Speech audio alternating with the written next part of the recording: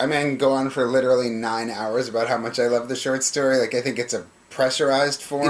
I wrote a play this fall at a play up based on one of my short stories up in New York, and I feel like it's almost the metaphysics of how we connect to story, which is actually the more limiting sometimes the form. Like, I was writing this play, and it's so suffocating, the time, the limits, the space of the stage, where you think that the suffocation is going to limit creativity, but it's the opposite. It's like the limiting from infinity, the framing of time and space, actually, that sort of safety that box allows. It's the very opposite of what you think, is these pressurized forms actually allow infinite space for creativity, for story. So I think the pressure on the short story, the framing of it actually allows for some sort of infinite creativity. I think it's just limitless what can be done with a short story. I also think, even now just talking, I can tell you a story that's like a short story. It's an organic, natural way that we tell story. I always say we all have friends that try and tell us a novel-length story on the phone, and you say, oh, I have to pick up the kids, or my other phone is ringing. Nobody, like, this notion, I really feel like it is, in a sense, how we tell story. And again, I also have been comparing it to, loyalty, I guess. What's been really nice for me this last couple of years is it actually was nice for me to see that I really do think the short story is the supreme form. I love it so, so much.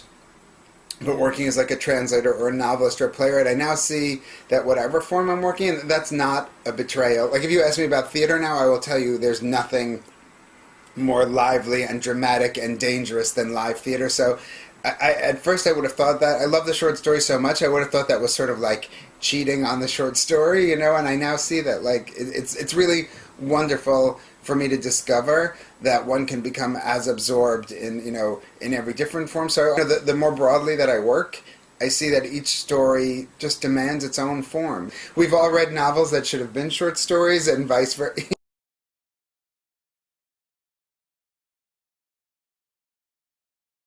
There's no scale on my desk where I pile pages on it. When I have enough stories, I say, oh, that equals a collection. When it weighs, 3/4 of a kilo, then you have a book. The same way that a novel, is constructed of chapters, and they need to be there, and they need to be in a certain order. And this notion, I really feel that when you put a collection together, it needs to have a,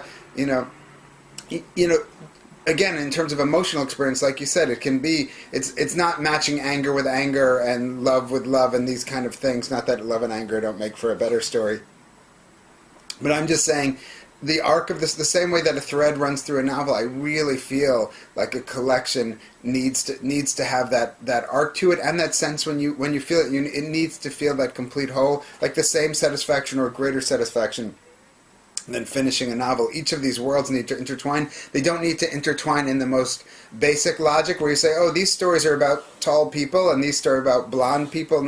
It doesn't need to fit together that way. But in terms of an emotional, metaphysical arc, yes, I really think it has to be a complete whole, and that they need to balance each other that way. In terms of, just within a story, and that's why I think that's maybe why my stories end up that way, where there's a story within a story, or, threads sort of echoing out and splitting, but I think it both as a whole, singular story or the book as a whole, sort of maps the way I see reality, because that's the whole point. I think that's the writer's obligation. For me, a story is not functioning unless it is a complete real world, as real as the world we're in. I know they're made up. I haven't lost my grasp on sanity. I'm sure on some fronts I have, but that idea, I know when I can tell the difference between something that's happened to me and something I've made up. I can separate the worlds, but that doesn't mean the made-up world should be any less real.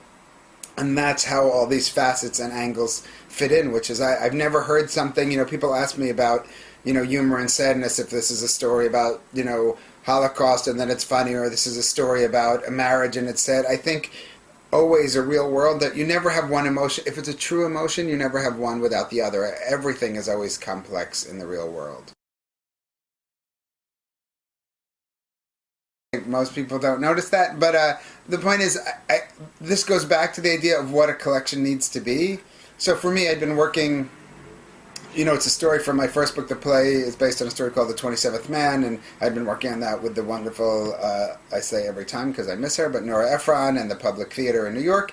And then I've been working, Jonathan Safran Foer talked me into this translation of the Haggadah that I was working on, and Edgar Cayce. I was working on these multiple projects, which I was, so afraid would take away from my fiction time. You spend your whole life as a writer dreaming of getting the time to work, and then I thought these things will take away from the time to write fiction, but actually they took 1,000,000 hours, but they somehow made the day longer. Anyway, the way this, fits into your question is that something working these up, it really changed the way I think and the way I work, and usually it takes me 5 years to write a book, 8 years to write a book. I wrote most of the stories in this book inside of a year. I was just, in secret, working at night, working whenever I could steal time writing this book.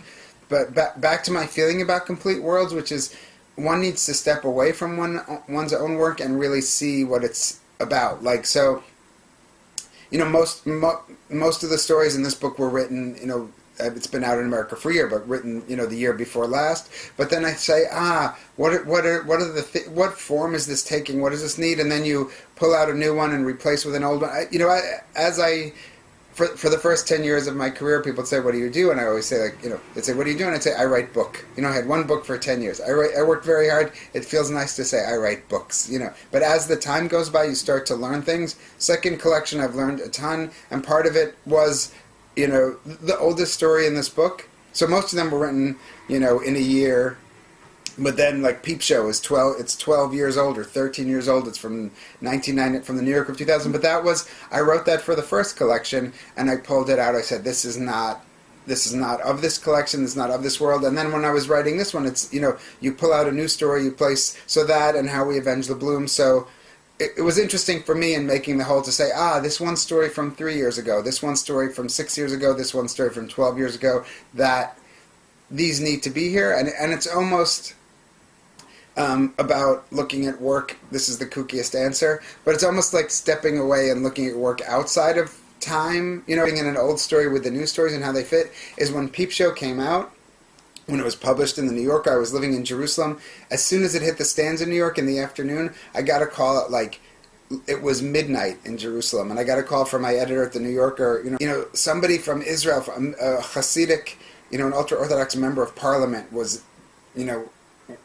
wanted to talk to me, wanted my address, wanted my phone. My point is, it was this shocking story when it came out. Religious people were very upset. The stories is about these strippers who turn into naked rabbis in a strip joint. But my point is, even when you look at the way time shift, this story that was very transgressive or shocking only a dozen years ago, in the way our world is now, where I said, all the world's pornography is streaming into every kid's, cell phone or adult cell phone, in your pocket. Like, this idea of the way the world has changed, to me, it's become almost, like, I feel like the way the world, like, the people have read it now, it's become almost, yes, you can tell what's happening in the story, but it is almost a nostalgic story about childhood memory. To me, it was just fascinating to see that the story can say the same and the world around it changes. I very much think deeply about which stories go where, and yes, how time shifts.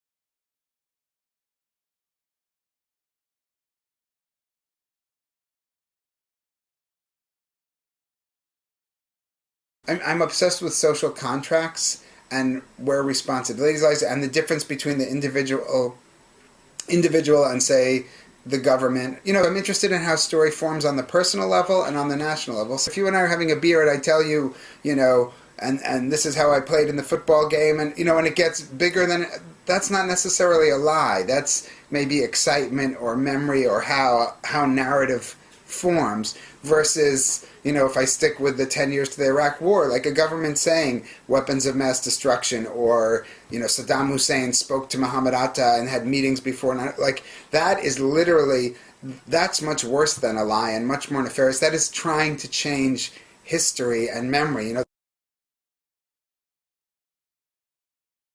my obsession with how we remember the Holocaust or World War II. Like, Germany is a good example. I got to live in Berlin for a few months. It was fascinating for me to discover, East Berliners who are under communism, they think, that World War II and the Holocaust, that's a West Berlin thing. They are communist.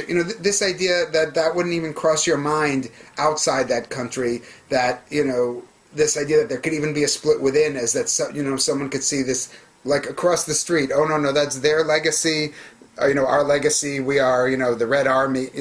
Those notions of again, how, those splits for me are gigantic, and why I think they are also current. That's where time breaks down for me. Time might be clearer and more delineated if people ever, if I would see more change on a government level, if we wouldn't keep making the same mistakes, where I get in bed last night and turn on the news and, how many months in Syria is this already? 70,000 dead, 1 million refugees and people. Do we arm them? Do we not arm them? Iran's given $10 billion to the rebels. Russia's talking this. The idea is just wholesale slaughter of people. History, whether it's civil war or genocide, or it's just, to me, almost, it's both, human nature, it seems to be, and madness that we can't make any, that the world moves forward and these things repeat in an endless, merciless loop. I think because it's probably the place I inhabit, maybe physically, or maybe just my concerns, which is, why I'm not a mathematician. I believe stories need to be not exacting in the balance. A story is not a laboratory, because unless the story is about a laboratory, but human nature isn't, you don't ever meet anyone who's 50-50. Empathize. I can understand both sides of I don't understand, back to American politics, I can't understand people who can't empathize. You know what I'm saying? Like, whether you want to talk to me about, as someone who lived in Jerusalem, whether you want to talk to me about the Israeli-Palestinian conflict, or, take me anywhere, you can understand, like, people, the inability to conceptualize the other side. I don't get it, but for me it's the exploration. We want things to be black and white, and as someone who grew up religious, where much is clear and much is defined, entering the broader world, not that world, exactly that, there's the empathy, not that world's not completely broad, and, for me it wasn't, it wasn't the world for me, but finding myself in a gray space, in the universe where nothing seems black and white, yes, I'm obsessed with exploring, both sides of everything, and raising questions. Here to read, the first time me opening, Camus, The Plague, The Stranger, like these books, I understood that in books people were very brave about exploring the question. There's room in literature to really wrestle with these terrifying questions, even if the writer's job is not to provide answers, it's to build a structure in which we can explore. My obligation is to tell a story, and that's one part of it, and then if one is very fortunate, there's a reader on the other end. To me, that shared consciousness, that's where the answers come from. It's not, why I like Orwell or writers like that, which is, if there was any didactic element in his work, if he was telling, it would be corrupted, it would be sour, it would be ruined for me. But the idea is, you can engage in these obsessions, but it's done with this real openness, for the shared the shared experience of writer and reader.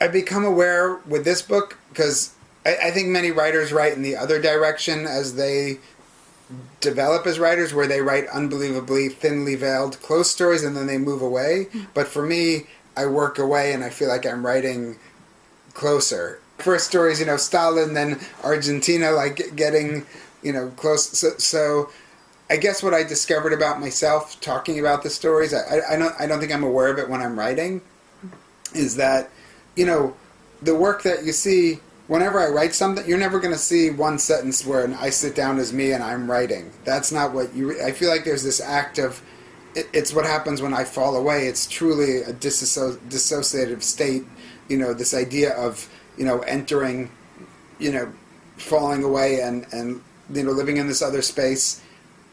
well, now I'm getting super metaphysical again. What I mean to say is, why do I write fiction and not nonfiction? You know, why not write nonfiction for me? And I feel like to get to those truths, it doesn't work, you know, back to that, me saying about being sincere, you know, to get to that level of true vulnerability, to be truly naked, truly emotional. Yes, I think building the world allows me, you know, allows me to enter into it wholly in the way that is necessary to do the work. So yeah, I think fiction, you know, yes, building those worlds allows me to truly be open and truly honest. You know, the best example I can use is like when friends who aren't used to seeing me as, you know, where I'm sitting here as writer guy, and they'll see someone who I've never met come up to me and talk to me as if they know me, you know, and they'll sometimes people think, oh, what a strange intimacy for someone you've never met. And I, you know, all I can explain is that's real. Like if you're asking me as a reader, you do know people. I was just at, you know, it was Philip Roth's 80th birthday last week that I was at in New York. Like the fact that I know him now and we have this lovely personal relationship, I like to say, like, he's the perfect example. Someone who, like, one of the people whose, you know, work when I started reading, you know, so changed me. I'm very thankful to know him, but I already knew him. You know, this idea of reading, like, literally reading a story and thinking, you know, the same with some Roth stories, with some like reading them and think Singer, you know, different people, Flannery O'Connor, I just don't want to list Jewish men, you know, like, but who, you know, whoever it is, Marilyn Robinson, John Cheever, but you say this was written for me. I mean, really written for me. But the point is, the beautiful thing about this, you'd say that's crazy. Like, how can I read Voltaire and think it's written for me? He's dead. It's, you know, hundreds of years. But the point is, what more is a writer doing? Like, it really was written for you. And to me, that really is, it really is intimate. This idea about story and time and space, you know, this amazing thing that someone can be sitting somewhere and writing it, and it's being put, it really is for you. That's how I feel as a reader. You just can't believe it, you know. So, yeah, I believe in that intimacy and that friendship. It's like leaving a message for someone scrawled on throwing you know, a message in a bottle, but that someone can be born hundreds of years later and pick up your book, that this story can so speak to you, that's magical.